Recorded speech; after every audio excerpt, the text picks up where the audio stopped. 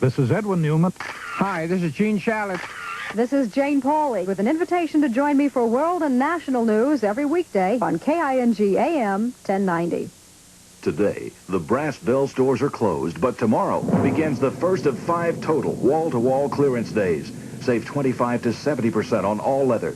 Save 25 to 70% on all oak, and 20 to 50% and more on all brass. Not just a few things, but everything in the store. Many items are one of a kind and being sold below cost. So be there tomorrow morning at 10. The total wall-to-wall clearance at the Brass Bell, Parkway Plaza, Linwood, Bellevue Overlake, Tacoma Mall, and Bellingham. I've got a confession to make. I've always loved the freshness of Tic Tac. But when Sugar Freeze came along, I figured I'd give up some of that freshness to get fewer calories. Now what? I was wrong. Sugar-free mints aren't lower in calories. They have 7, 8, even 9 calories per mint. And a Tic Tac has just 1.5. So I'm staying with Tic Tac. Because to get fewer calories, I don't have to give up taste or freshness or nothing. Tic Tac, the 1.5 calorie breath mint. I think my husband's in love. I sure am. With your coffee. Any more? My husband's having seconds. That's a first. What coffee is this? It's U-Ban. That afternoon, I realized Ron never wanted seconds because our coffee wasn't U-Ban. U-Ban ground coffee, 100% Colombian beans, hand-picked for richness, so your coffee machine always brews rich coffee.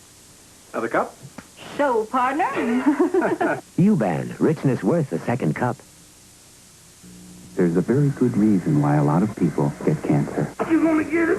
You're gonna get it. They don't do anything to prevent it. My sister had it, so what could I do? Cancer is easily preventable. No, if smoking doesn't kill me, something else will. There are positive things you can do. For this free brochure, call your American Cancer Society. I mean, everything causes cancer, right? Cancer. We can all learn to live without it. And now, here are Greg Palmer's Best Bets. Good morning, and today let's look at Interesting Trends from Hollywood, part 196. Feel like this is Entertainment Tonight. The movies that have made a lot of money this summer have all, with the exception of Rocky III, had a lot of special effects. Well, you can't put special effects in everything. They cost too much, and they don't always fit the story. Imagine a remake of My Friend Flicka, only Flicka is green, flies, and is able to turn herself into a California ranch house just by flicking her tail 3 times. It just wouldn't work. So Hollywood has had to find something people want to watch as much as special effects, and judging by 3 of the newer movies in town, Hollywood has found it. Sex, or more specifically, professional sex. Mr. Pelakoutis and I had just completed a business transaction, at which point Mr. Pelakoutis attempted to forcibly exact a refund when services had already been rendered. Tried to grab his money back. Yeah. Yes, that's when she assaulted me. Opening this Friday is Night Shift, a film starring Henry Winkler, directed by Ron Howard, and featuring persons of the evening whom Mr. Winkler and his business partners supervise while on their regular jobs as nightmen at the city morgue. It's a pretty good comedy, actually. Both Winkler and Howard are intelligent fellows who know their craft. No drinking allowed, we get a nice quiet crowd, plain as it can be.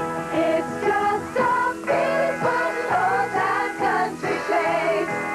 Nothing too high tone, just lots of goodwill and maybe one small thrill, but there's nothing dirty going on. Persons of the Evening film number 2 is the most obvious, The Best Little Whorehouse in Texas, starring Bert and Dolly as sheriff and madam, respectively, and a lot of women who have permanent accounts at Fredericks of Hollywood. The glorification of the service offered is atrocious. Reynolds seems out of place and uncomfortable. The direction is inept. Only Dolly saves this film with a kind of natural charm reminiscent of Judy Holliday country style. Do you feel anything? Or do you get any physical enjoyment from it? Not when I'm working. The one other opener last Friday also features a sidewalk stewardess, though I grant you the role is not a major one. In The World According to Garp, Susie Kurtz here is just another of the little embarrassments inflicted on Garp by Garp's mother. The book is unfilmable. Writer Steve Tessich, director George Roy Hill, and the entire cast do absolutely the best they can. I recommend Garp with a warning that it is not a comedy, it's a tragedy and a strong one. Why don't we quit this little charade of yours over a couple of beers those 2 days? Come on, man, you're about as close to being office material as me. And that's enough prostitute talk, I think. An Officer and a Gentleman here opens tonight, oddly enough, the Cinerama. It was filmed mostly in Port Townsend, concerns an officer's training school and the relationship between the men and the town girls. and it stars Richard Gere, who is generally lame, and Lou Gossett and Deborah Winger, who are generally excellent. And with all those soldiers around, maybe there is a professional person or two flown into Port Townsend from some tawdrier place. One thing you can count on, no sexual shenanigans in The Secret of Nim. A widow mouse named Brisby tries to save her family and has to enlist the help of some super smart rats to do it. That's the story. It's exciting. Take 6-year-olds and up. If they're under 6, you will probably have to do a lot of explaining, particularly since the characters all tend to look alike, but then that's rats for you. I finally got to see Young Doctors in Love and was mildly disappointed. Whenever you're doing some zany parody like this, you have to decide whether you're going to stick to the plot. The makers of Airplane didn't and succeeded. The makers of Young Doctors do, and it's just not as funny, though some bits are certainly as good. Tron has gotten oddly mixed reviews, one of those I love it or I hate it films that in this case I assume depends on whether the effects hold your interest. It's the pain in my heart and my heart's on asleep. On stage there's a lot going on and a few things about to begin. The wonderfully strange 30s movie farce Boy Meets Girl is at the bathhouse, and of course Carol Channing is holding court, there's really no other expression that seems to fit, in Hello Dolly at the Fifth Avenue. At the Snoqualmie Falls Forest Theater, weekend nights and Sunday afternoon, there's a production of the musical Pajama Game, which I hear is excellent. Tomorrow at noon and 6 in Luther Burbank Park on Mercer Island, you can see the world premiere of Beyond Ming, or Revenge of the Minions, the trequel to Ming the Rude that used to be a regular Bathhouse Theater summer tradition and is now a Tacoma Actors Guild Theater summer tradition. The Brass Ring Theater has Inherit the Wind, the dramatization of the Scopes Monkey Trial performed by attorneys. And this Friday and Saturday at 4 and 7 on the front lawn of St. Mark's Cathedral, cathedrals should have front lawns, you can see the Pickle Family Circus, a much-respected San Francisco group.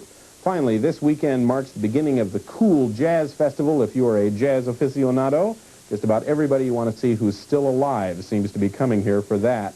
And that's it for me. This Friday night, the new Miss Seafair will be crowned at the Paramount Theater to be broadcast right here on King TV, live and in person, and featuring personal appearances by Megan Dean, who will be doing her famous Olympic hand-waving, and David Silverman and Denise Pennington, who are tops and taps. The Seafair Pirates may also be there on work release. So long.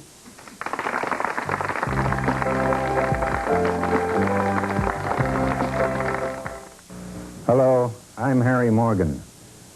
You know, one of the greatest tragedies any of us could ever face is the death of our spouse. No one can adequately express the heartache that is felt at such a time. The sad thing is, for many families, the tragedy doesn't end with the emotional loss. The death of a husband or wife can create a tremendous financial burden with no easy way out. Well, I've got good news for folks between the ages of 45 and 75. The National Alliance of Senior Citizens is now sponsoring a group life insurance policy, and no one can be turned down, so long as you're between the ages of 45 and 75. And here's the best part. Your low group rate is only $4 a month. That's right, just $4 a month. This is cash value whole life insurance, the kind that builds equity that you can use if you ever need it. And here's the part I like. Once you're covered, your premiums will never go up. You'll always pay the same group rate you start out with, no matter how old you get or how bad your health becomes. Now that's security. This plan is sponsored by the National Alliance of Senior Citizens, a nonprofit organization whose purpose is to serve the special needs of senior Americans. We'd like to mail you this free information kit explaining the benefits and limitations of this policy.